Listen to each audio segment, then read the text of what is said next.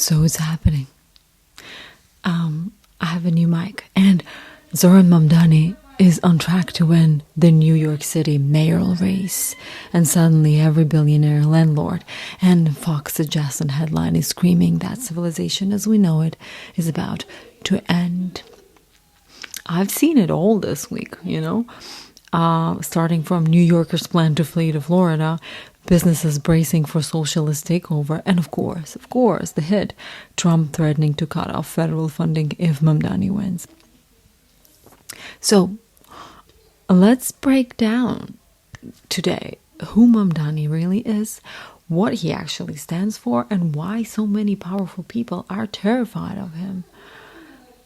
Zohran Mamdani started as a housing activist in Astoria, Queens. He ran for a state assembly back in 2020 on a platform that seemed impossible at the time.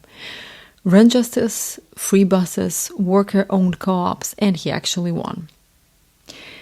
He's the son of an Indian-Ugandan academic family, raised Muslim, educated in New York, and he built his entire career on fighting the idea that politics should serve the wealthy first. Fast forward to 2025, and this same man just beat Andrew Cuomo in the Democratic primary. Just think about it. Mamdani isn't dangerous because he's extreme. No. He's dangerous because he's competent. He understands systems. He knows the city's budget.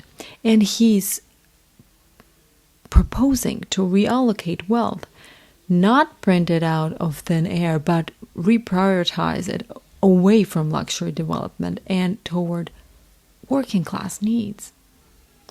And that scares the hell out of the establishment. Because the moment people realize the city could work differently, that's when they start questioning everything else, okay? Now, let's talk about the fear machine. A few weeks ago, the New York Post ran a poll claiming that a quarter of New Yorkers would flee to Florida if Mamdani wins. Just think about that. A quarter. No methodology breakdown, no sample transparency, just a panic headline ready to be shared everywhere. Is that journalism? That's preemptive narrative control. It's classic psychological framing. Plant the fear, make middle-class people identify with billionaire anxieties, and turn a potential moment of change into a crisis story, yeah? You'll notice the same outlets doing puff pieces about business uncertainty while ignoring that the real uncertainty comes from decades of neglect, unaffordable housing, wage stagnation, and climate vulnerability. In other words, they're not afraid Mamdani will fail. No, they're afraid he'll succeed. And of course, Trump jumped in. He called Mamdani a communist and threatened to block federal funds if he becomes a mayor. Now, legally, he can't just snap his fingers and do that. Congress controls the money, not the White House. But politically, it's an intimidation tactic. It sends a message to other progressive cities. Try this, and we'll punish you. That's what we're going to do. That's how authoritarian pressure works, not through coups, but through budgets and budget cuts.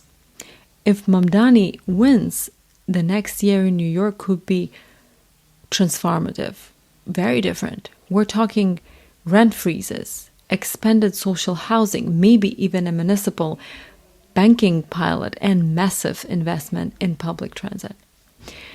His administration would test whether a U.S. metropolis can actually function on socialist democratic principles inside a capitalist system. And that's why it's a global story, okay? But yes, there will be backlash. Wall Street donors will threaten to pull investments. Landlords will sue. Right-wing media will scream collapse at every budget meeting. So the real question isn't just what Mamdani can do, it's whether New York will let him. Every generation gets one city that defines the political mood of its era, okay? In the 90s, it was LA. In the 2000s, it was Chicago. And right now it's New York. A Mamdani victory would tell the country that progressive politics aren't fringe anymore. They're very viable and possible.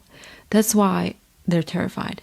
Because if it can happen in New York, it can happen anywhere. So before you scroll past another panic headline about New York collapsing, remember this. Change always looks like chaos to those who profit from control. Whether you love or hate Mamdani's politics, this election proves one thing. People are done being managed by fear, okay? Subscribe, share this, and let's keep talking about what's really happening in America's biggest city. And how do you like my mic?